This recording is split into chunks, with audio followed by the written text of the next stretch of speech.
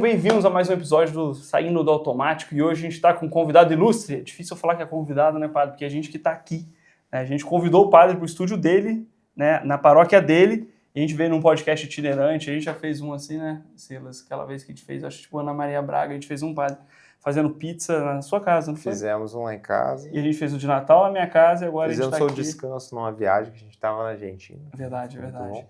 E a gente tem a honra de estar com o Padre Zé Eduardo. Padre, muito obrigado mesmo. Imagina. É um prazer imenso, imenso estar com o senhor aqui.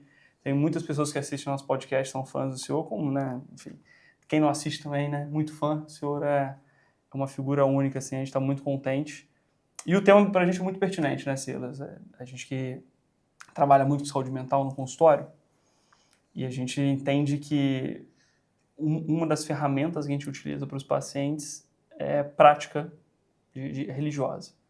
Eu desenvolvo eu sistematizei um tripé de tratamento, onde um pilar principal seria a estruturação da personalidade, né, o desenvolvimento de uma consciência, e sempre entra ali o pilar da prática religiosa. Mas eu esbarro muitas vezes no argumento dos pacientes, mas eu acredito em Deus, por que eu tenho que praticar religião?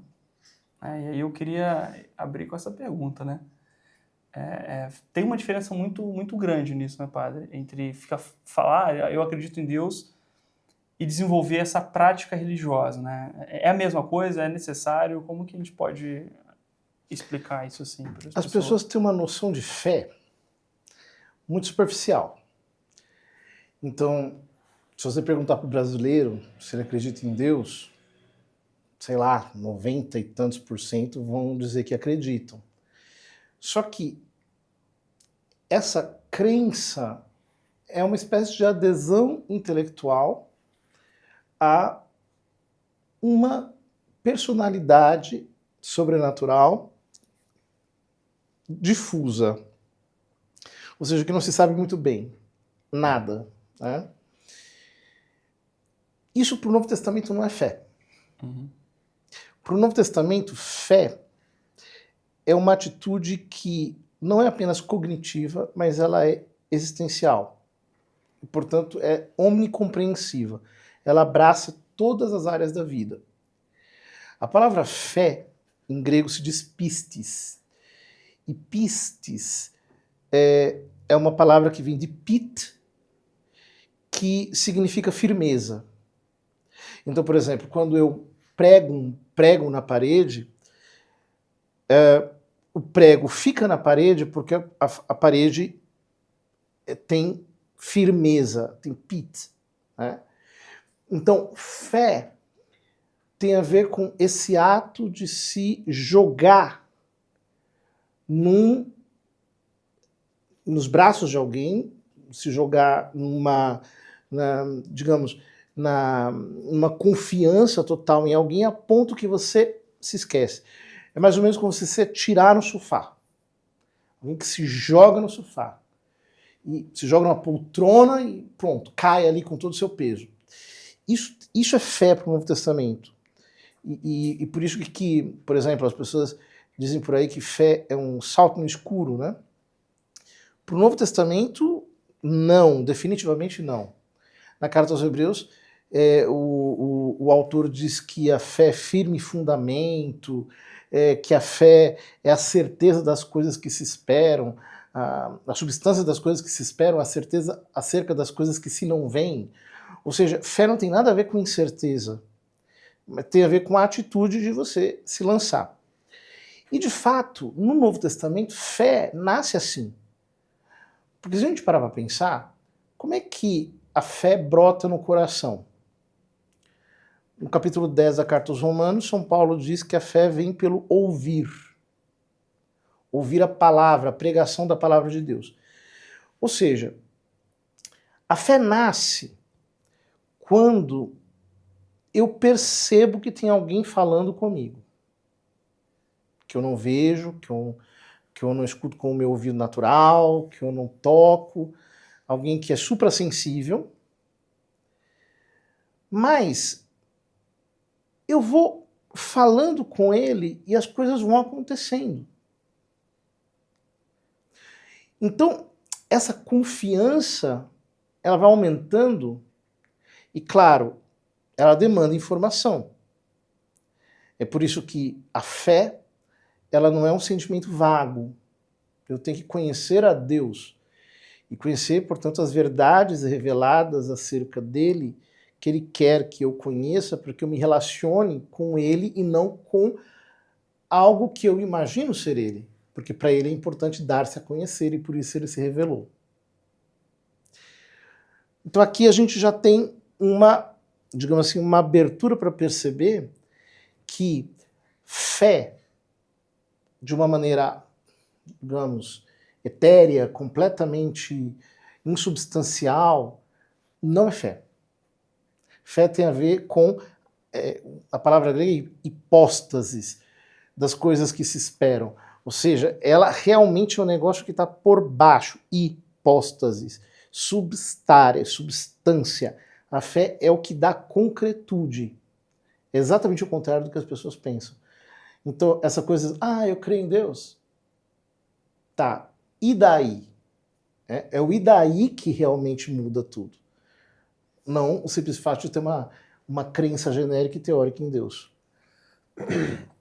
E a partir do momento que a pessoa tem fé, então, como é que seria uma boa maneira que o senhor vê assim, de manifestação dessa fé?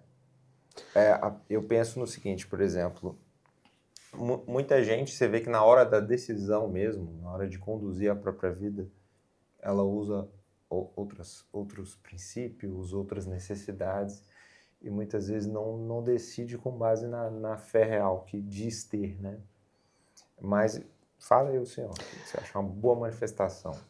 É que assim, acho que a primeira coisa é que nós, diante de Deus, temos que ter uma atitude desarmada. Eu vejo, por exemplo, né, eu acompanho um pouco os debates dos ateístas. Aqui no Brasil tudo chega com 20 anos de atraso, impressionante, né? A gente estava estudando os ateístas americanos há 20 anos atrás, agora o pessoal está descobrindo isso aqui. E eu vejo, assim, como eles têm uma dificuldade psicológica em baixar a guarda. Eles não conseguem perceber uma coisa muito simples. Se Deus existe, sou eu que preciso dele, não é ele que precisa de mim.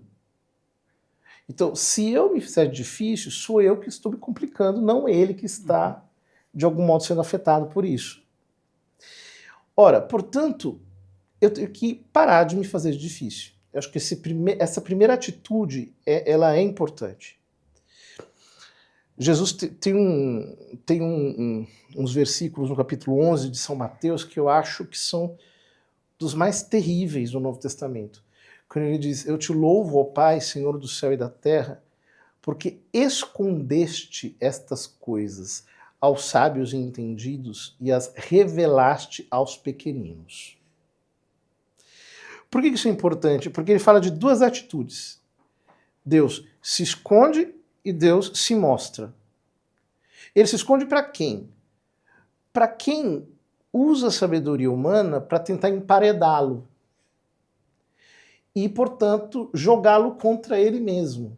Como quem diz, prova aí que tu é Deus. Então ele se esconde. Porque é evidente, ele é Deus, nós somos criaturas. Então a nossa precariedade deveria nos colocar numa posição de humildade cognitiva. Agora, ele revela aos pequeninos. Ele se revela a quem se faz realmente simples diante dele, né? Então, eu acho que esta primeira atitude é a principal. Ou seja, eu tenho que ir para o chão, eu tenho que entender que eu sou pequeno, que eu necessito desse Deus que está por detrás de tudo e que o homem moderno aprendeu a não enxergar porque ele tem a ilusão de ter controle sobre tudo. Então, por exemplo, hoje a gente consegue prever que vai chover, a temperatura que vai fazer, a gente consegue se proteger das intempéries, etc. Em certo sentido, o homem antigo estava numa situação privilegiada cognitivamente do que nós, porque ele estava exposto à natureza real, ao mundo como ele é. E, portanto, a força de uma tempestade que pode destruir a tua casa a qualquer segundo, de uma ventania que pode te jogar no chão, de algo que pode te, sei lá, de alguma maneira te colocar de joelhos. Não, era fácil morrer, né? Era Há muito um tempo fácil. atrás. Era muito fácil morrer. E as pessoas lidavam com a morte de uma maneira mais tranquila. O homem moderno, ele tem essa ilusão de que ele tem controle. Ora, nesse mundinho, e de fato, parece que Deus não é muito necessário. Eu prefiro Wi-Fi. Ou a energia elétrica, ou o que o valha. Mas esse não é o mundo real. Então, de certo modo, nós precisaríamos nos assombrar com o cosmos. Porque aí nós conseguimos perceber que nessa imensidão nós somos microscópicos e, portanto, se nós temos a capacidade de pensar, de querer, que é uma coisa absurda dentro da totalidade do universo, é porque deve ter alguém inteligente por trás disso querendo falar conosco. Então eu tenho que me parar de fazer difícil. E aí, isso vai me levar à posição do discípulo, daquele que se senta e diz assim, agora eu quero aprender a viver, não do meu jeito, não de acordo com os meus impulsos, as minhas próprias vontades, né? Mas eu quero viver de acordo com aquilo que o Senhor quer para mim, ou que o Senhor quer que nós todos, enquanto seres humanos, vivamos. Esse movimento que o senhor falou, padre, esse movimento de humildade, né? A gente vê que essa perda de humildade ela pode ser causa e consequência moderna também desse distanciamento, né? A gente evita falar assim, o momento atual, uma crise atual, enfim, a gente sabe que problemas acontecem, são cíclicos, enfim, mas a gente tem dados objetivos de que ansiedade, depressão, índice de suicídio tem aumentado com o tempo, né? No consultório a gente vê muito isso, o Brasil é o país mais ansioso do mundo, é um dado recente da Organização Mundial da Saúde, isso que o senhor falou é uma coisa que eu falo para paciente, né? O ansioso é aquele que tenta ter o controle sobre tudo e perde a hierarquia das coisas, né? Tentando, né, a gente pode hoje fazer um Pix a hora que quiser, pedir um iFood a hora que quiser, enfim. Isso vai distanciando. A gente tem uma geração agora que já entrou nesse mundo, como se tudo fosse possível de ter controle. E quando a gente chega num fim último, né, num hospital, por exemplo, trabalhei alguns anos em UTI, chega um momento em que você chega para a família e dá a notícia de que a gente não pode fazer mais nada, e talvez aquela relação com a ciência, como se fosse um Deus, ela chegou ali agora foi abandonada, né? Agora chegou um limite, daqui eu não consigo mais ter um contato com aquilo que eu dava sentido para minha vida. E aí tenta se apegar, nesse momento tenta ter uma prática religiosa mais assídua, enfim, de alguma maneira, mas como que a gente pode, de certa forma, tentar quebrar esse ciclo de soberba que a gente tem vivido, para não deixar essa presença da humildade acontecer só no momento da morte, né? Porque a gente distanciou até o momento da morte, a gente coloca um familiar que morria às vezes próximo da gente, fica no leito de CTI, tira a roupa dele, ele sai do quarto dele, então a gente despersonaliza o máximo possível, né? Então vai distanciando cada vez mais. Então a gente, uma sociedade que quando tem esse contato com a morte é o único momento que medita, como por exemplo a pandemia do Covid, né? Como é que a gente pode fazer de uma prática anterior a isso, né? Não só nesse momento derradeiro, né? Como a gente pode antecipar? O que acontece? São os problemas do mundo moderno. Nós precisamos pensar, primeiro, nos dar conta do seguinte, que nós somos seres extremamente limitados e desimportantes.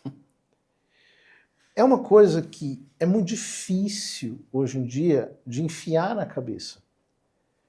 Porque, especialmente na época das redes sociais, todo mundo é uma espécie de mini celebridade.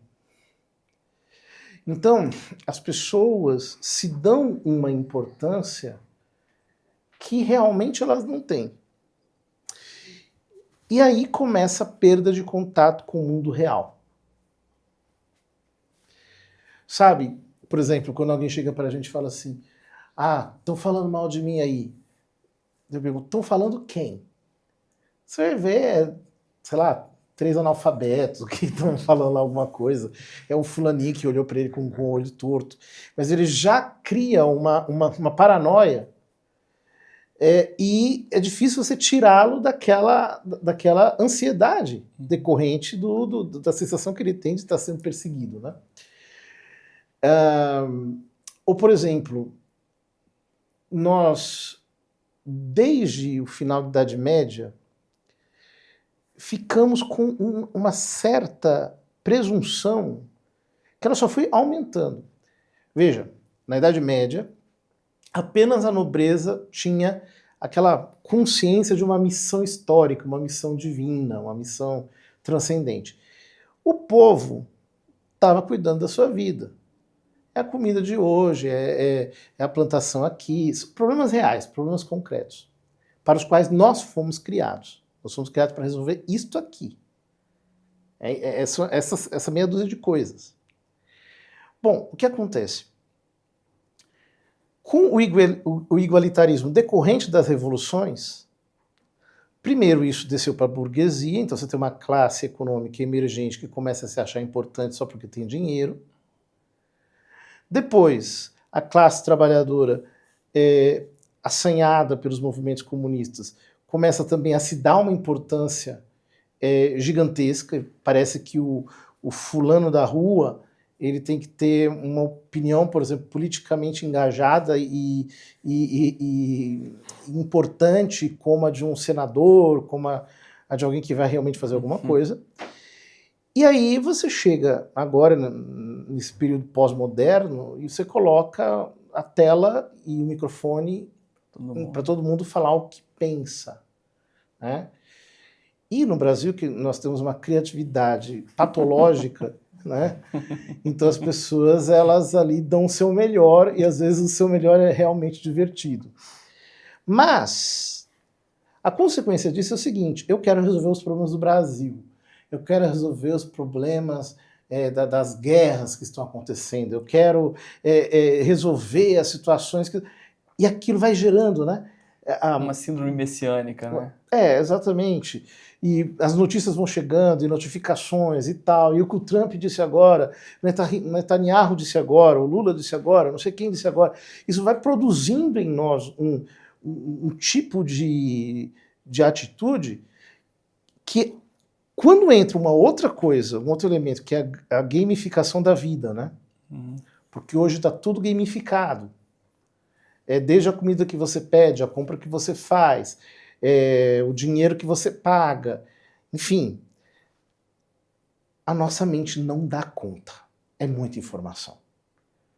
É uma avalanche de dados que, se a gente se abre assim e fica o tempo todo ali, chega uma hora que a velocidade da realidade é tão grande que a nossa mente, ela fica como espectadora passiva. E, ao mesmo tempo, os mecanismos de defesa psicológica que a gente tem começam a funcionar sozinhos. Os alarmes começam a despertar, os gatilhos começam a ser disparados, e aí você perde o controle da sua psique.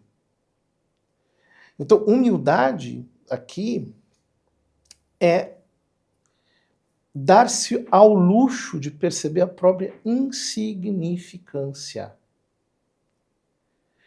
Por exemplo, a pessoa que imagina... Eu vejo muitas pessoas, o que elas fazem? Elas pegam a religião e colocam a religião como um elemento da sua exposição.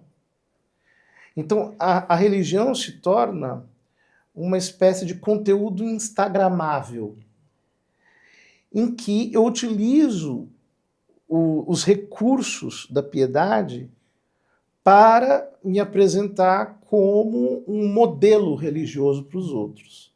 E tem gente que vive disso. Uma hora é evangélico, depois vira católico, e aí começa a cuspir regras para todo mundo, e já se torna um modelo, um padrão, um molde que todo mundo tem que seguir, etc. tal, mas chato pra caramba. Ninguém suporta, mas tá aí, né? E tem sempre um bobo que dá palco para isso. Então veja, Quando é que a gente vai entender que a gente não tem importância? Eu sou só um Zé. Quer dizer, o que eu penso não é tão relevante assim. Se falarem mal de mim, também não é tão relevante assim. Vão acertar muita coisa, inclusive. E, por exemplo, as pessoas, por exemplo, como elas romanceiam a vida, então fica assim, aquelas frustrações desnecessárias. Nossa, meu casamento não é o melhor casamento do mundo. Poxa, eu sou tão frustrado, queria ter um casamento de cinema, um casamento de não sei o quê. Ninguém tem isso, cara. Isso é loucura, isso é surto. Você tá infantil, você está achando que esse negócio existe, né? Desce para a realidade. Dentro disso que o senhor está falando, uma coisa muito comum é que as pessoas pertenciam a alguma comunidade ou tinham uma prática religiosa e se decepciona com aquilo ali, né? Ou se decepciona com o meio, ou com alguém ali que é instagramável demais, fica querendo, né, ostentar virtudes, não sei o quê. Aí conhece os bastidores, aí vê que não é aquilo que ou porque um pastor, um padre, aconteceu alguma polêmica, alguma coisa ali que escandaliza e tal, e se afasta. E aí, não, eu guardo a minha fé, acredito em Deus, faço minhas orações, mas estou em casa. Eu não me envolvo mais com igreja nenhuma. Isso é muito comum. O que o senhor diria pra gente assim com relação a isso?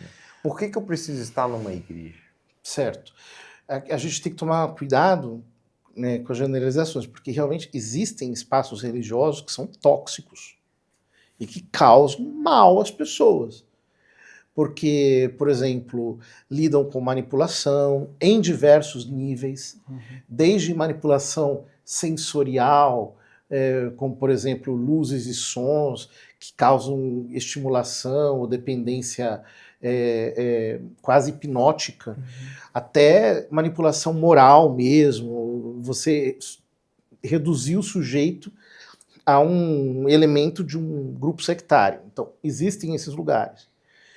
Existem também, é verdade, ambientes religiosos que são profundamente hipócritas. Você tem ali um psicopata que ele faz as piores coisas, escondendo-se por detrás de uma cenografia religiosa. Péssimo. Agora, falando de igrejas normais, ambiente normal, que as pessoas vão buscar Deus, etc. Tem um doido aqui, um doido ali, né, uma pessoa meio fora do padrão aqui e ali, ok, né? Ambiente normal. Eu acho que a gente primeiro precisa entender o seguinte: não dá para esperar muita coisa do ser humano. Eu acho tão absurdo, bom, talvez por uma constituição um pouco pessimista que eu tenho de modo de pensar, né? Eu sou antropologicamente muito pessimista. Eu não espero nada de mim, nada dos outros, né? Então, por exemplo, eu nunca me decepcionei. Falo assim, ai, nossa, me decepcionei. Não, desculpa. Não. Porque o ser humano é isso aí. Ninguém vai inventar um pecado novo. Onde tem ser humano, você vai ter problemas humanos. Então, de certo modo, essa decepção com os outros, eu acho que faz parte de um tipo de mecanismo que nós todos podemos desenvolver, que é o seguinte: eu não preciso ser tão certinho assim, mas ele tem. Isso, por exemplo, os americanos são muito assim. Ele, na sua vida privada, pode fazer o que ele quiser. Mas se é uma figura pública que ele cometeu um desvio, meu Deus do céu. Destrói a vida do cara. Destrói a vida completamente, porque é a mentalidade protestante, né? Tem uma imagem a zelar, né? Como o protestante não tem a confissão sacramental, então parece que toda confissão ela tem que ser um espaço de linchamento público. Muito característico da mentalidade protestante americana. Eu vejo, esses dias eu estava vendo aqui um caso de um pastor, até conhecido, que caiu em adultério, ponto. Aquilo virou um escândalo público. Tem que ser exposto. Para nós isso é ridículo, absurdo, né? Quer dizer, você não precisa fazer um linchamento moral. O Clinton lá, aquele caso antigo do Clinton, que o cara foi impeachmentado. Mônica Lewinsky, né? Isso aí é famoso. Exatamente. Mas tem outros. Eu acho que um dos piores, mais trágicos foi o caso do Jimmy Swaggart, né? Que ele cometeu alguns atos sexuais com prostitutas. Aquilo veio à tona, ele confessou para o mundo inteiro. O cara sustentava não sei quantas mil crianças na África, etc. Tudo caiu assim, com um castelo de cartas, né? Do dia para a noite. Ou seja, é aquele mecanismo que eu digo assim, eu não preciso ser tão certinho, mas ele ou ela tem que ser. Mas por que isso? É um certo mecanismo infantil que uma criança tem em relação aos seus pais quando ela é muito pequenininha. Uhum.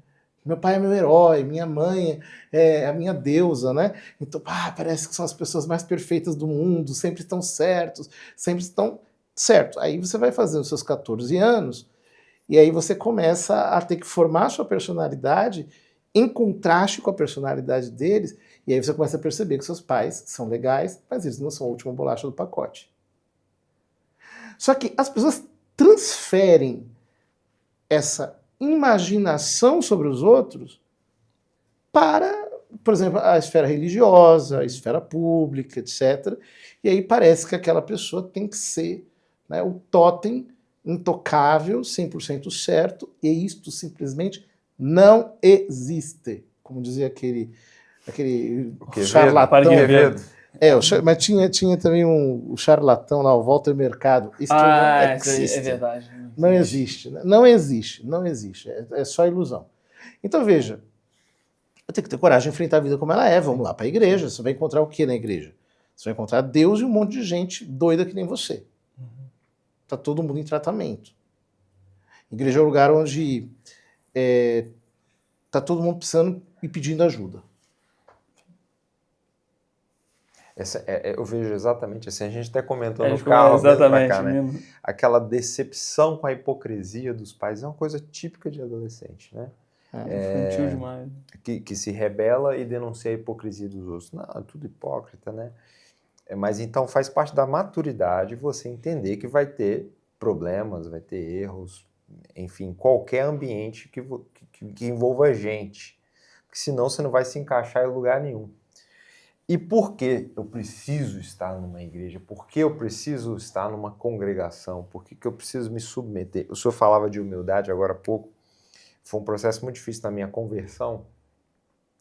Entender que, para um católico, humildade seria, inclusive, se submeter ao magistério da igreja. Isso para mim era muito difícil. Não, me submeto a Deus. Agora, ao Papa, vamos dizer assim, aí já é demais, porque aí é um homem... Aí é o que está escrito, enfim. Depois me curvei e acho que foi a melhor coisa que eu fiz, porque eu não sou capaz de interpretar a Bíblia, não sou capaz de interpretar nem um texto simples muitas vezes, né? Enfim. E de qualquer forma a gente está se submetendo a algum tipo de ideia ou doutrina em algum lugar, em qualquer lugar. Mas por que precisa estar numa igreja? Por que eu não posso estar em casa e fazer minhas orações? No caso católico, por uma razão muito prática. Na igreja eu tenho os sacramentos, em casa eu não tenho. Não tem como eu comungar em casa, não tem como eu confessar em casa, não tem como eu me batizar em casa, não tem como fazer nada em casa. Então eu tenho que ir à igreja porque há sacramentos a serem recebidos. E, claro, com isso há um discipulado a ser recebido também. Né? Há uma pregação a ser ouvida. Nem todo mundo leva o ministério da palavra tão a sério assim. Mas, por exemplo, aqui na minha paróquia eu faço questão de pregar diariamente. Para quem se tiver 10 pessoas é 10, se tiver 50 é 50, se tiver 500 é 500. Porque você precisa discipular as pessoas, precisa formar as pessoas com as Sagradas Escrituras. Mas, eu diria o seguinte, o que acontece? A modernidade gerou em nós essa espécie de soberba intelectual que foi muito bem sintetizada pelo Descartes no seu cogito cartesiano, cogito ergo sum, penso, logo existo. Ou seja, a realidade e a própria existência acontece em decorrência do meu pensamento.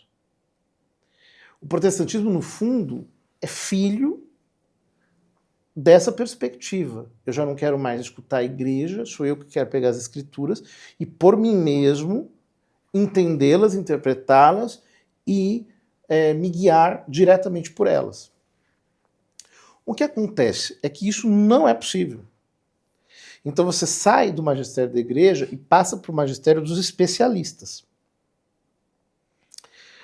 E aí os especialistas, nas diferentes áreas, vão impor a sua visão do problema, que não é necessariamente fruto da realidade, mas é fruto do consenso.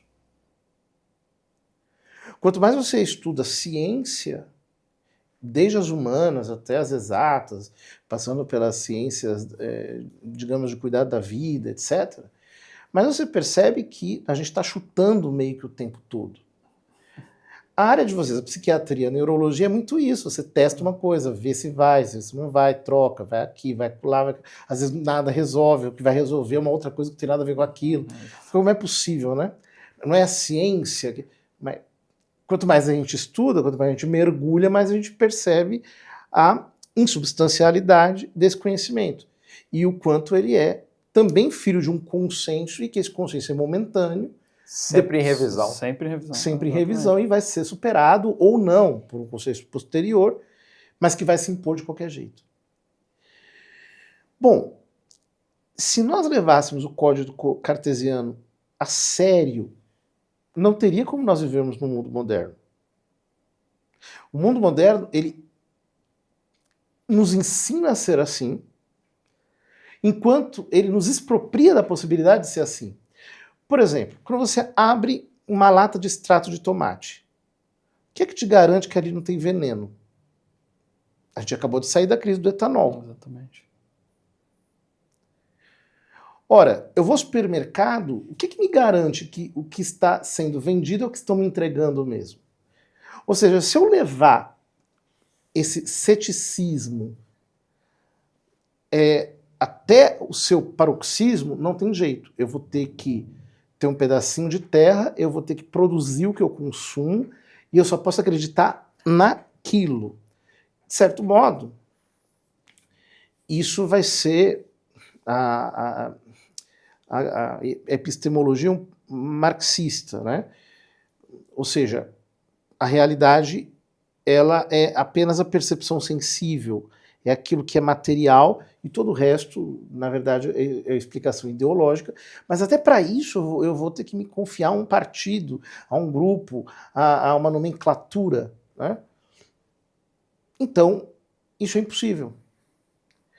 Quando eu digo, eu vou pensar por mim mesmo, o que eu acabo me dissolvendo numa moda momentânea. É como todo mundo, eu sou livre, faço o que eu quero. Está todo mundo vestindo as mesmas marcas, assistindo os mesmos programas, cantando as mesmas músicas, indo à mesma pizzaria e acha que está sendo autônomo. O algoritmo já pegou até o que as pessoas gostam, né? É tão fácil que... Exatamente. Então, o que acontece? É ilusão. Isso é ilusão. Por que que nós, por exemplo, desde essa perspectiva, da perspectiva, digamos assim, cognitiva, precisamos do magistério da igreja? Por muitas razões. Talvez a primeira e mais importante é que o magistério tem recursos que nós não temos. Então, esses dias mesmo está acontecendo um debate totalmente ocioso na internet sobre se o dia 1º de novembro é ou não é um dia santo de guarda.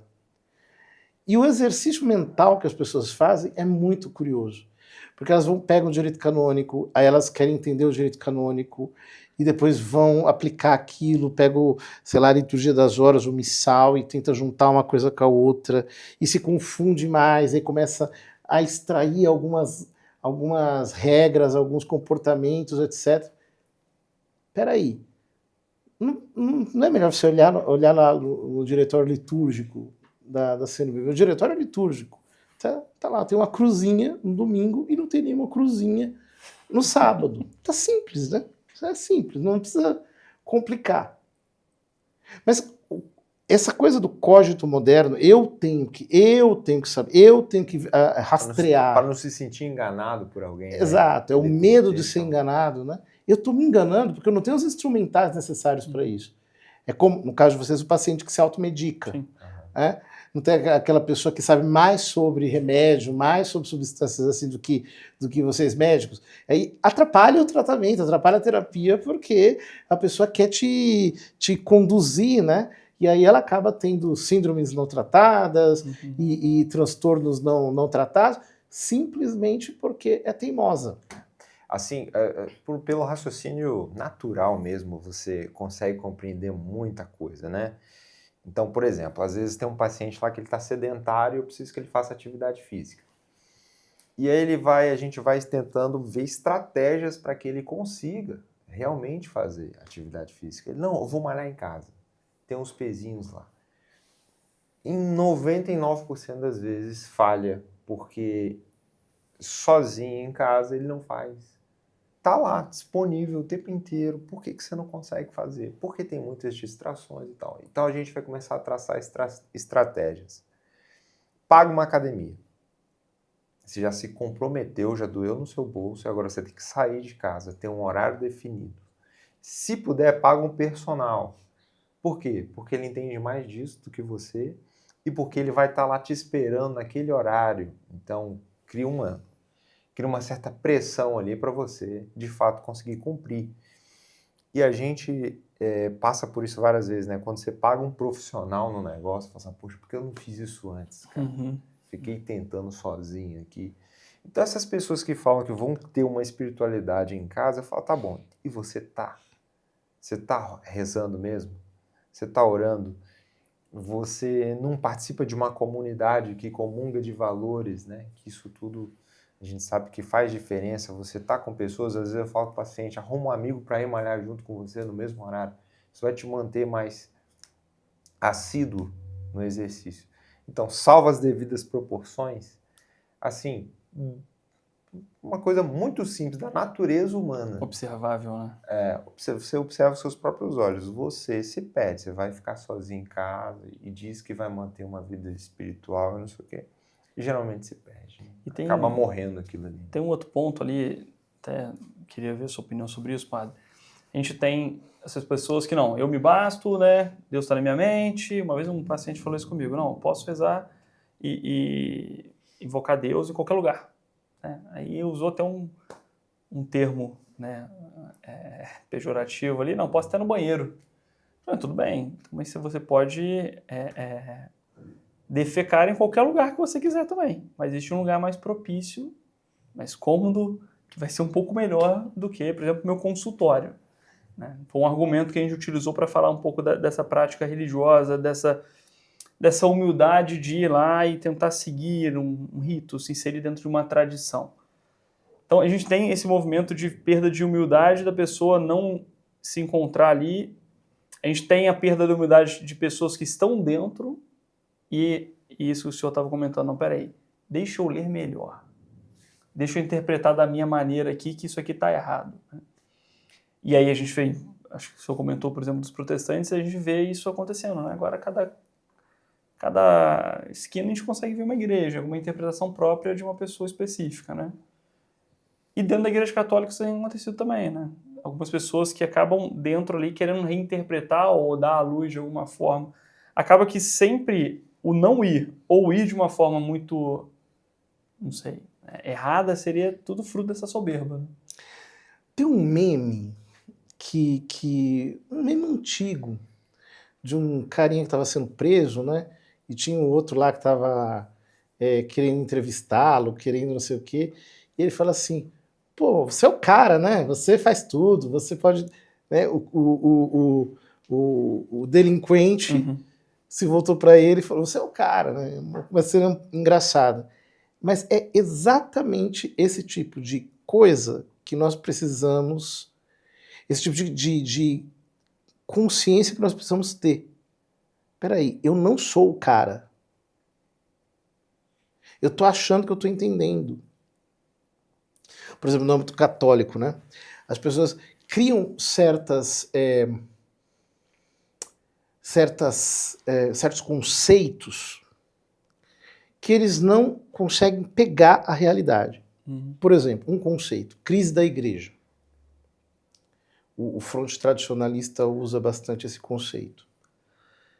O que você quer dizer com isso exatamente? É um conceito que ele é esvoaçante, ele paira sobre a realidade, mas ele não pega. Ora, em nome de um conceito abstrato como esse,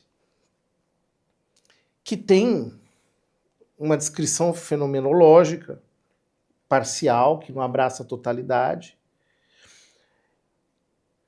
ele vai construir uma proposta que não vai ficar apenas no âmbito das ideias, ele começa a agir, ele começa a fazer uma tentativa de, digamos, arrestamento dessa situação que ele pensa estar identificando. Então, veja, se ele não entendeu o que, como é que ele vai entender o porquê e o como? É impossível. Ele não tem sequer os instrumentos narrativos para perceber essa realidade. Ele lida com essa realidade com certezas tão cegas que ele não percebe que as certezas estão apenas na sua cabeça. E se ele for confrontar as certezas que ele tem na cabeça dele com as certezas do vizinho dele acerca daquele mesmo assunto do qual ele está tão certo, ele vai perceber que a ideia do outro já é completamente diferente. Mas eles não param para fazer isso. Então, quando eu falo de humildade cognitiva, também a gente tem que entender certas coisas. Eu não vou entender tudo. Querer entender tudo atrapalha. Querer ter uma explicação, digamos assim, totalizante, atrapalha. Porque a gente só consegue ter recortes. E, ao mesmo tempo, isso me dá uma tranquilidade interior muito profunda. Eu posso confiar em Deus, eu posso confiar também na realidade. As coisas, elas tendem a ser o que elas são. Todo movimento de fluxo fora do padrão tende a um refluxo, as coisas se reequilibram, mas desde que a gente coopere para que não se crie, digamos assim, uma exasperação desnecessária, né? Mas o mundo que a gente vive é muito exasperado, as pessoas são muito exasperadas. E elas querem fazer, elas querem. É uma espécie de desejo de ativismo, assim. Elas querem intervir nos processos, elas não conseguem olhar, perceber que percebeu só um pouco, não. Já a pressa em agir, né? Sim. Tem problema que não é de hoje que acontece, né? Assim, quando o senhor falou da crise, eu falei, mas dependendo do que é a crise, você teve história da igreja. Mas aqui, padre, eu queria puxar, se você tiver outra assunto, você fala. Quando a gente fala de saúde mental e religião, isso é muito estudado. Tem uma vizinhança muito próxima. Por exemplo, ter uma religião reduz risco de suicídio, reduz significativamente chance de ter depressão e até ansiedade também, transtornos ansiosos, né? Mas é importante a gente distinguir que as finalidades são diferentes, né? A religião não se presta para trazer bem-estar, saúde mental e felicidade. Não é isso? É isso, são âmbitos diferentes e que eles podem conversar, e isso acontece no atendimento pastoral, e eles podem também ser paralelos. Então, eu vou te dar um caso simples, que é simultaneamente um caso pastoral e um caso clínico. certa vez havia uma moça que ela tinha uma pulsão, uma coisa extremamente incontrolável, ninfomaníaca. E ela começou a namorar com um homem que era extremamente agressivo e muito sádico, né? A coisa virou um nó que não dava para resolver. Então, o que eu tive que fazer? Eu tive que triangular o atendimento dela. Eu, psicólogo, psiquiatra, conversando para tirá-la daquela situação. E funcionou muito bem, né? Conseguimos resolver e ela está ótima. Então, vejam, as coisas podem funcionar muito bem juntas. Em outros casos, né? Por exemplo, me mandaram aqui uma pessoa que ela dizia estar endemoniada, né? Eu não sou exorcista da diocese, aqui nós nem temos um exorcista nomeado, mas eu pedi ao bispo para acompanhar o caso, ele me autorizou, e aí eu chamei um psiquiatra amigo para integrar o atendimento, né? Então nós fizemos digamos, uma abordagem interdisciplinar, em que ele foi identificando os eventuais, digamos, focos patológicos, e eu também fui identificando as necessidades espirituais que ela tinha. O caso se resolveu, já tinha passado quase uma década indo de lugar em lugar, mas a falta de um trabalho, digamos assim, interdisciplinar causou mais problemas do que uma eventual encaminhamento de solução, digamos. Então, as duas coisas podem conversar, mas elas não se substituem. Então, um outro caso, me lembro que uma senhora estava me falando do marido, estava muito preocupada, que o marido estava com atitudes e não sei o que, e tal, e pedindo socorro, né? Eu falei para ela, leve-o ao psiquiatra, por favor, leve-o ao psiquiatra. E ela ficou chateadíssima comigo. Onde você viu? Eu vim pedir ajuda. Deus pode tudo, padre. Deus pode todas as coisas.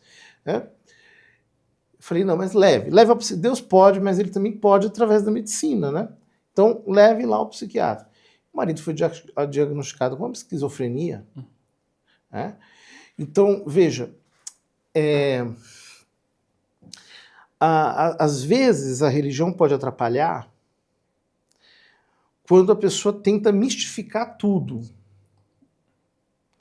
Então, por exemplo, né, isso desde o âmbito existencial, por exemplo, a fulana que é casada com um psicopata e que vive uma vida desgraçada debaixo de um monstro que é incapaz de se casar, inclusive, canonicamente, né?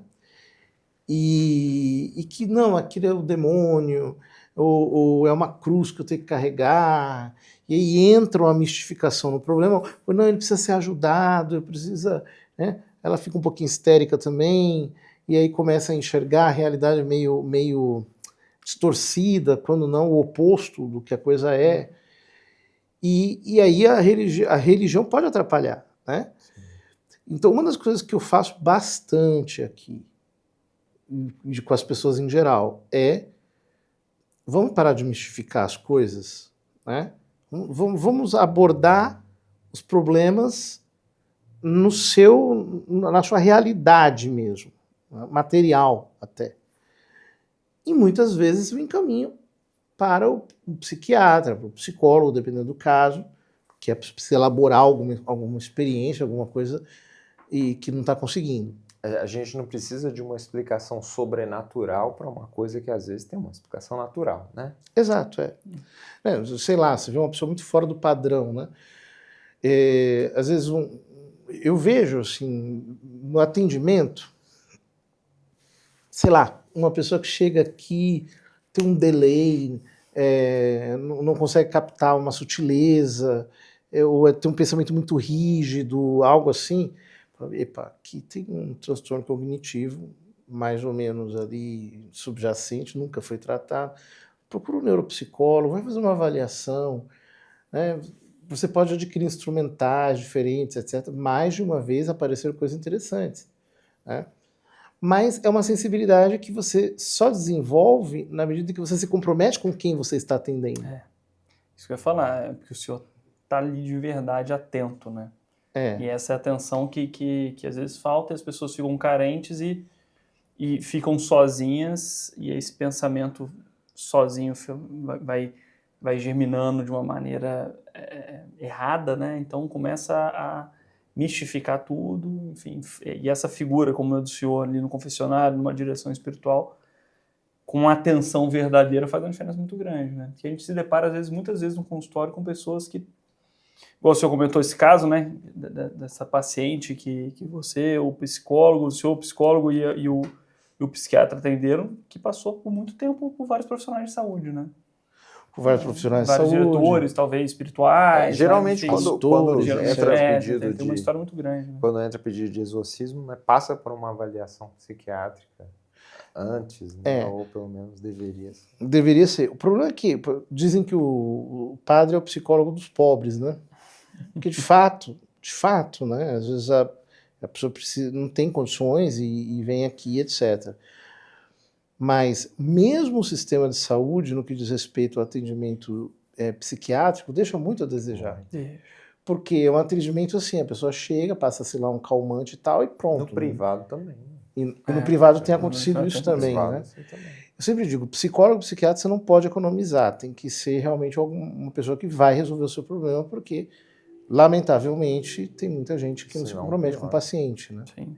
E acho que é importante a gente entender também que a finalidade da religião é conduzir para a salvação da alma, né? É para o pós-vida.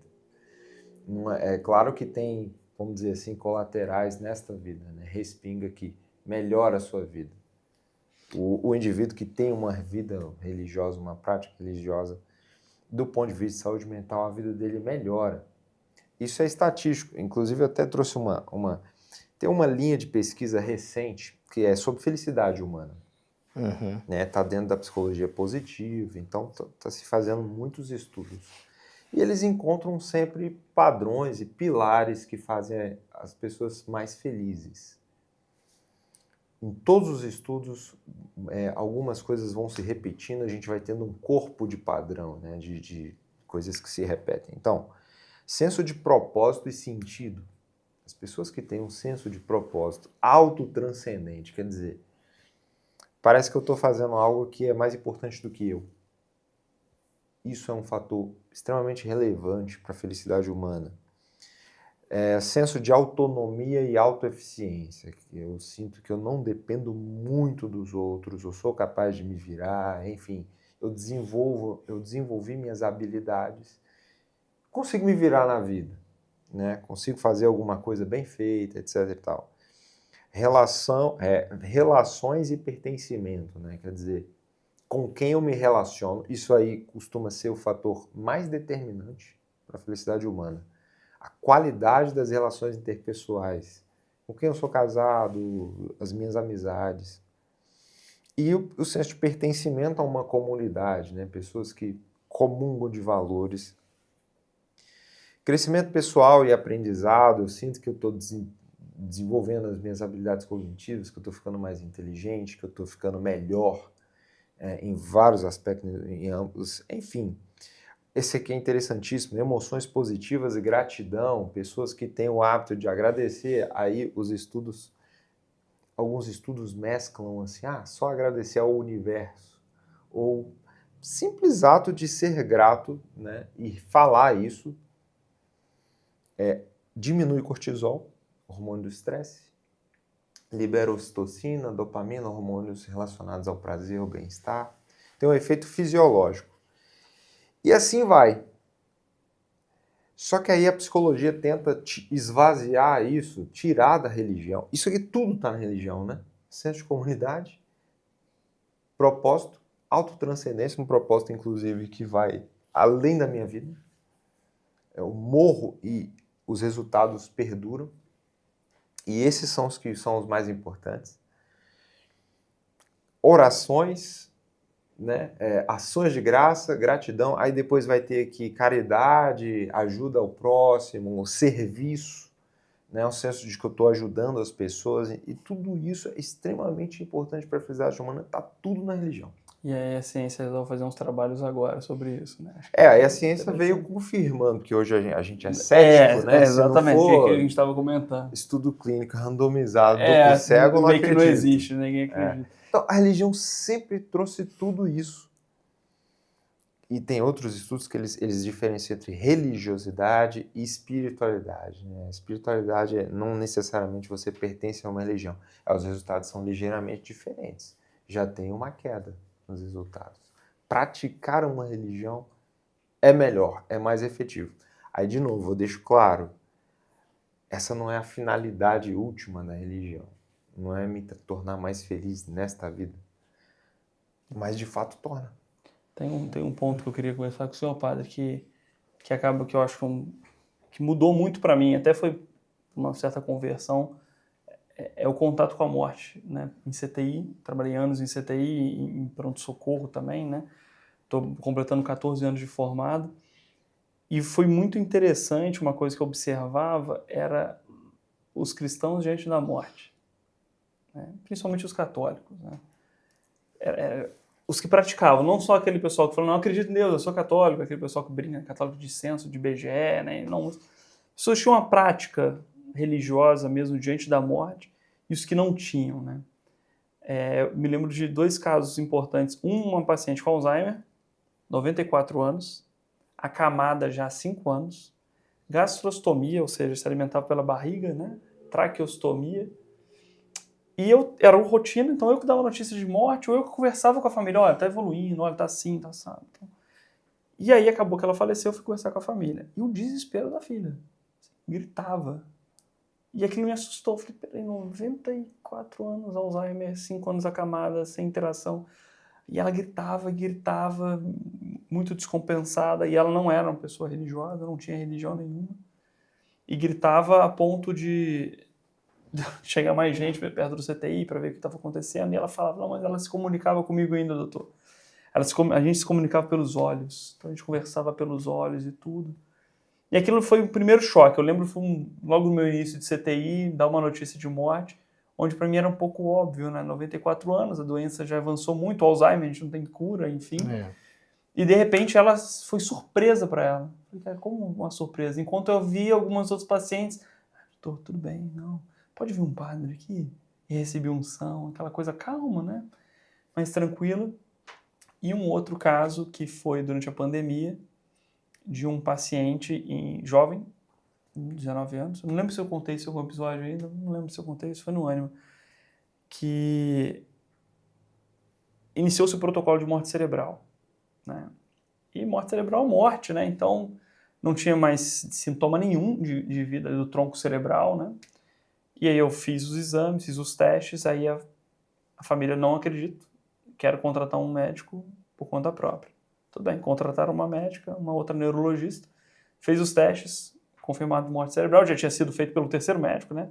O intensivista fez, eu fiz, uma outra neurologista fez, a família também não acreditou nessa outra neurologista, ia contratar um 4º médico para fazer. E aí, enfim, já todo mundo já tinha assinado, tem toda uma regulamentação do Estado, né, para isso tudo.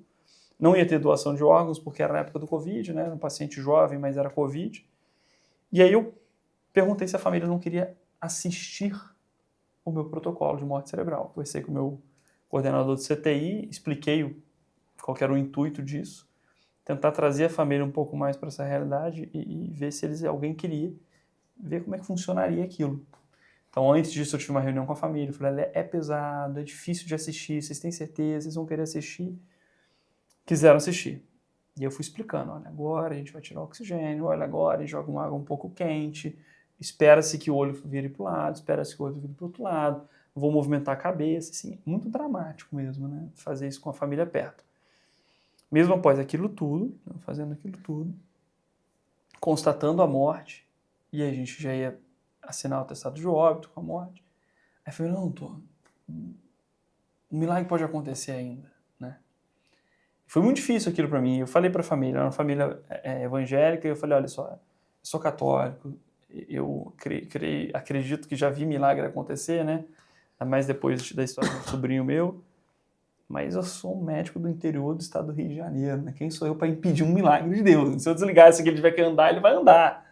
Mas aquilo foi muito duro também. Aí eu vi uma família que com muita fé ali, mas também não conseguiam soltar, né? Uma que se negava completamente a encarar a realidade. De certa forma, as duas não estavam negando a realidade, mas de formas diferentes, né? E como que a prática... E aí vamos falar do catolicismo, né? Enfim, os pacientes católicos, na minha observação no CTI, católicos praticantes, né? Ali, aquela coisa com unção, né? Com preparação para a morte, com entendimento daquilo, como que faz uma diferença muito grande, que é o pior momento para qualquer ser humano, para qualquer família, né? Que eu acho que uma das maiores angústias é imaginar esse momento derradeiro, né? Como que a religião consegue transformar isso, né? Bom, basta pensar que quantas vezes no dia a gente diz, agora e na hora da nossa morte, amém. Ou seja, a morte está passando na nossa boca o tempo todo, nós que somos católicos, né? Você não vai numa missa que você não reza pelos defuntos. Você, o tempo todo... As imagens, o tempo todo, Jesus está ali crucificado a morte, diante de você. Cristo morto, né? Então, claro, um católico que pratica um pouco a sua religião, né? Ele está mais preparado psicologicamente para lidar com a morte. É um fato. Enquanto, sei lá, uma experiência religiosa que seja extremamente... uma oferta de mercado. Então, joga para cima, o importante é essa vida, você vai prosperar, cura, vai acontecer, vai dar tudo certo, Deus está do teu lado, vamos acreditar até o fim, etc. Que é o que as pessoas gostam hoje em dia, porque lidar com limite, com... né? Nesse sentido, a nossa proposta, que é a proposta, digamos, do cristianismo raiz, ela está nas antípodas. Porque você chega na igreja, a primeira coisa que você faz é bater no peito e dizer que você é pecador. Né? Quer dizer, ninguém está ali para te dizer você é ótimo, você é bonzinho, vai dar tudo certo. Você... Não, pelo contrário. Né? De certo modo, o evangelho, na nossa perspectiva, é um tapa na cara. Então, de fato, para nós a morte é menos dramática. Agora, uma pessoa que não tem fé, que para ela a morte é voltar ao nada, né? É o deixar de existir. É terrível, né? Assim como, por exemplo, uma pessoa que coloca a fé como instrumento desta vida. Então o importante é esta vida, aqui, né? Pô, você não vai conseguir lidar bem com a morte, com o fato de acabou, tem a vida eterna, Deus nos chama e assim por diante, né? São as pequenas perversões que nós fazemos, às vezes, da religião, né? Esses mesmos dados e estudos que eu mostrei, que eu comentei aqui, eles mostram como a religião pode ser danosa. Então, muito moralistas, que reforçam muito a culpa, cobram muito do indivíduo, pode ser prejudicial, ou o senhor comentou alguma coisa aí nesse sentido, agora eu esqueci. Mas a religião pode ser Pode ser mal tóxica. aplicada, né? Pode ser extremamente tóxica. Por exemplo, uma proposta religiosa centrada no medo. Que chega, por exemplo, um pastor, alguém, e que vai o tempo todo sobrecarregando no medo, no medo, no medo. O medo é uma das emoções mais modernas que existem. Porque, é claro, uma pessoa que vive em São Paulo, por exemplo, no Rio de Janeiro, numa cidade grande, ela sai de casa com medo. Ela tem que aprender a conviver com o medo. Né? Então, uma proposta religiosa que incorpora o medo, conversa tanto com a vida, né? E o que não falta é da tena de Deus. Quer dizer, que chega ali com aquela né? Tal, aquele negócio terrorista. Eu tinha escutado esse Como é que termo. é o da Atena de O da Deus? Atena de Deus. Você- Eu não conhecia esse termo. Não Você vê, Muito bom. você vê aí né, mesmo católicos, né? Apocalipse, o fim do mundo e tal, a besta, só que coisas do ponto de vista do escapismo, de aparições, de coisa. Né? Teorias da conspiração misturada. A pessoa fica pilhada e, pô, aquilo é extremamente tóxico. Péssimo. Eu lembrei o que eu ia falar. As curas mágicas, às vezes, nega procurar tratamento, nega procurar um tratamento médico, né? O líder religioso, ali, de alguma forma, conduz as ovelhas dele dessa forma, né? De que Deus vai te curar, você não precisa, por exemplo, procurar... Enfim. Entra nessa negação que você está falando.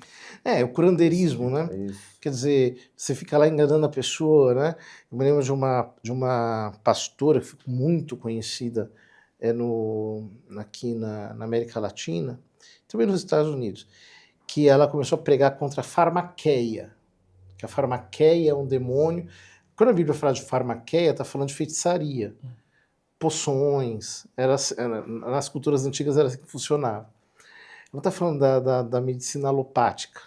Pô. E aí ela começou a pregar contra o uso de remédios, jogar esses remédios fora, fazer um ato de fé. Lá, as pessoas começaram a morrer. Né? Sei lá, um cardiopata que para de tomar a sua medicação, uma pessoa que tem, sei lá, um problema endócrino muito sério, se parar de tomar o remédio vai morrer. Né? Mas, digamos, há uma diferença muito grande entre o pensamento religioso autêntico e o pensamento mágico. Uhum. Porque a mágica, ela pretende domesticar as forças sutis da natureza numa finalidade concebida pelo sujeito. Uhum. A religião deveria ser o oposto disso. Eu não estou no controle, quem está no controle é Deus, e por causa disso eu preciso me adequar àquilo que é o correto. Né? Então, se eu estou doente, eu vou procurar um médico, eu vou ser tratado. Claro que eu vou pedir a Deus que me cure também. Muitas vezes Deus opera milagres, como acontecem, e muitas vezes isso não vai acontecer por razões que nós não sabemos. Então, a irresponsabilidade, né, é criminosa nesses casos, é realmente criminosa. É charlatanismo, no mínimo. Mas também tem propostas religiosas, por exemplo, que vão explorar muito o lado sexual. Você tem lá, né, o galã, que está lá na frente, né, que ele ocupa aquela posição de fetiche mesmo. E religião aqui e sexualidade se cruzam em muitos ambientes. Péssimo. Porque, claro, né, você precisa... É evidente que a sexualidade faz parte de todas as dimensões do ser humano. Porém, ao menos na proposta cristã, o âmbito de realização disso é o matrimônio e a família. Digamos, a igreja é a instância que te leva a uma vivência espiritual que vai vivificar também essa dimensão na sua vida. Mas é um sacramento específico, que é o sacramento do matrimônio, destinado a esta realidade. Mas hoje, as duas coisas... A cultura da imagem, né? Então você tem lá o fulano com a barbinha na régua, com todo definidinho, todo tal, protuberâncias, curvas e não sei o quê, né? Também do ponto de vista feminino acontece, especialmente em outras confissões. E aí a proposta religiosa acaba se tornando tóxica mesmo. Mexe com o imaginário das pessoas e as leva para fora daquilo que deveria ser a finalidade de um culto religioso. E algumas vezes esse é o objetivo, né? A gente vê algumas seitas que elas vão aparecendo é justamente fazer uma lavagem cerebral ali e caminhar para onde você quer. Tem seitas que focam muito mais na sexualidade, tem seitas que focam muito mais na questão financeira. Eu nunca tinha vivido isso com uma paciente em relação à participação de uma seita, né? Ela achou um guru desse na internet que trabalha com alguma coisa espiritual, não sei se era radiestesia, não lembro o que era muito bem. Era uma senhorinha de mais de 70 anos com uma doença neuroimunológica. E ela simplesmente, um anjinho, vovozinha assim que leva bolinho, né? Aquela coisa. De repente eu fui vendo uma mudança de comportamento dela. Tinha uma prática religiosa, para de ter prática religiosa, começa a falar mais de questões energéticas, e de repente ela começa a ficar agressiva na consulta. E uma estudante estava me acompanhando até nesse dia da consulta, e ela chegou assim, essa é lavagem cerebral do médico para fazer eu tomar esse remédio, que é um remédio imunomodulador para uma doença neuroimunológica que ela tem, séria, né, grave, que graças a Deus a gente definiu o diagnóstico, iniciou o tratamento, nunca mais teve surto. E ela mudou o comportamento a ponto de eu não sei se eu tenho mais entrada ali agora de conseguir ajudar ela. A minha sensação foi que ela se perdeu naquela lavagem cerebral ali, ela foi. Não, é isso.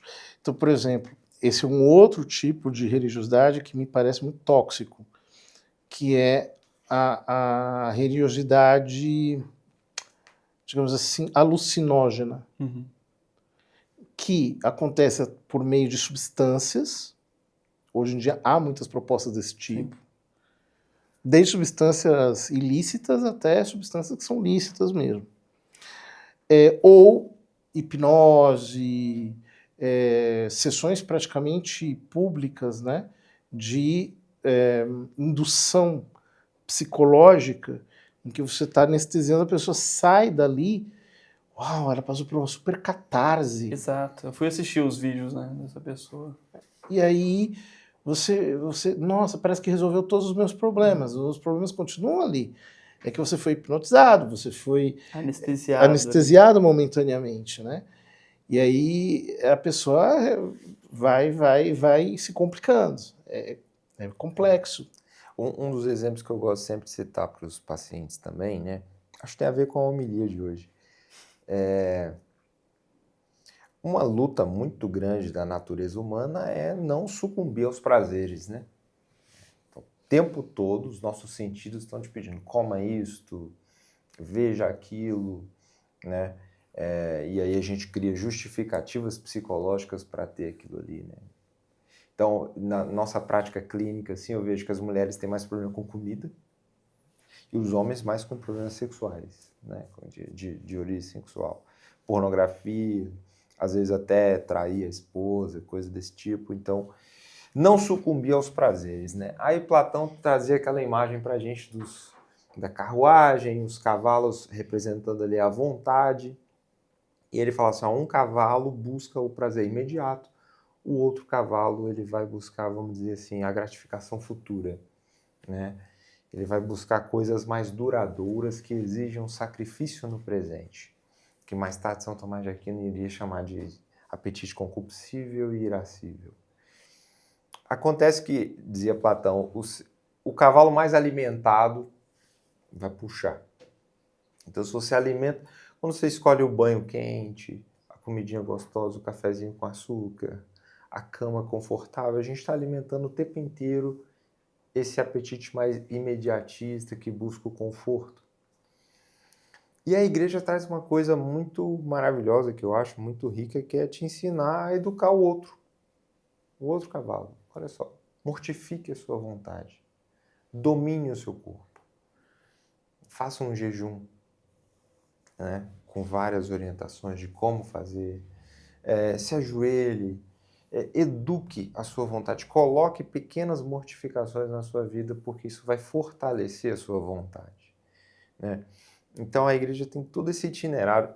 Uma das coisas muito importantes para a minha conversão foi realmente ficar estudando psicologia e eu fui vendo que tudo já estava, sabe? Assim, é o âmbito da virtude da temperança, né? Que consiste em moderar o gosto que a gente tem pelos prazeres. Mas é moderar, não é sucumbir. ou eliminar. suprimir os prazeres da vida. Por exemplo, eu sou uma pessoa obesa e eu tenho dificuldade com esse prazerzinho chamado gastronômico, né? Dificuldade é minha área de luta, né? Então, por exemplo, eu já fiz dietas extremamente restritivas. Deram resultado, mas elas não dura. Elas não têm subsistência. Né? Geralmente volta com compulsão depois. Exato. Depois eu já tive, por exemplo, nutricionistas que foram mais numa linha mais tranquila de falando, olha, temos que... Pé no chão mesmo. Temos que moderar aqui, etc., com algumas exceções de vez em quando, tal. A igreja sempre fez isso. Se a gente olha o evangelho, você vê que São João Batista comia gafanhotos com mel silvestre, porque só gafanhoto ninguém aguenta. Né? Tu tem que ter o mel silvestre lá para poder dar um gostinho naquilo, né? Pelo amor de Deus, né? E a igreja sempre foi assim. Então, por exemplo, os mosteiros, né? Você tem uma primeira linha de jejum que vai de 14 de setembro até a Páscoa. É um jejum tolerável, né? Tira um lanche, alguma coisa assim tal. E isso vai crescendo até chegar à Páscoa. Mas da Páscoa até 14 de setembro, não tem. Porque não dá para transformar a vida no inferno. Sim. Né? E mesmo, por exemplo, na Quaresma, você tem lá um dia de São José, a festa da Anunciação do Senhor, algumas coisas assim, né? Ou seja, você não pode suprimir, digamos assim, o seu suprimento de prazer. Algum prazer a gente tem que ter. O prazer não é ruim em si mesmo. Então, por exemplo, né? Eu sou o ascetismo, quando ele é excessivo, ele geralmente produz uma vingança da carne. A pessoa vai querer, digamos assim, descontar o atraso. É meio assim, né? Então eu sempre digo, olha, certo, vamos mortificar a carne. Você tem que dar sempre um pouco menos do que a carne gostaria. Né? Um pouquinho menos de sono, um pouquinho menos de conforto, um pouquinho menos de deleite aqui nessa situação ou noutra, porque, claro, você tem que manter um pouco nas rédeas curtas. Mas se permita pequenos prazeres, ou prazeres legítimos, lícitos, que são bons e que nós devemos ter. Né? Porque senão fica só o gafanhoto, aí Sim. Ninguém aguenta. Tem que ter um melzinho, né? Tem que ter o mel silvestre. Cara, e aí? Muito bom. A gente já bateu. Se a gente pudesse varar para a madrugada Deus, aqui, mas não podemos fazer isso. Queria agradecer de novo. É um prazer. Né? Já acompanho o senhor nas redes sociais, agora estando aqui conversando com o senhor. Prazer imenso mesmo. Muito obrigado por ceder o seu espaço, por ser convidado no seu próprio estúdio. Né? Foi um prazer para a gente ter vindo aí. Né? Tenho certeza que vai ajudar muita gente essa discussão. Acho que é um ponto muito importante que a gente vê no consultório, não sei também, né, Ciro? Essas deturpações que a gente vê pro menos ou pro mais, eu acho que deu para sanar bastante as dúvidas. É interessante que todo mundo tem essa chama dentro, né? Uma frase interessante que eu ouvi uma vez, todo mundo tem uma nostalgia de Deus. No fundo quer se aproximar, enfim, e tá lá. E é isso, eu acho que no Brasil tá tendo um renovo aí, tá tendo levantando bons sacerdotes, boas paróquias, muitas conversões, né, muitas conversões estão acontecendo, e as pessoas estão se aproximando, estão voltando, e eu acho que a Igreja Católica virou, para quem está de fora, esse antro, né, de beleza, de tradição, das coisas. É uma ideia que o pessoal tinha, assim, só para a gente finalizar, de que a prática religiosa, eu vi muita gente falar isso, muito jovem, ou muito adulto jovem no consultório. Minha avó. Ainda eu vejo isso, algumas pessoas falarem que prática religiosa associar uma senhorinha de igreja, né? Um distanciamento, não entendendo isso, essa discussão que o senhor estava tendo, o movimento de humildade que tem ali dentro, né? Como que a gente vai evocando diversas outras questões, né? Na prática, a importância em si. E eu acredito que o podcast vai ajudar o pessoal nisso daí. E tem acontecido. Muito obrigado, Padre. Eu que agradeço a visita e a conversa, que foi muito gostosa. Obrigado. Valeu. Até a próxima, pessoal.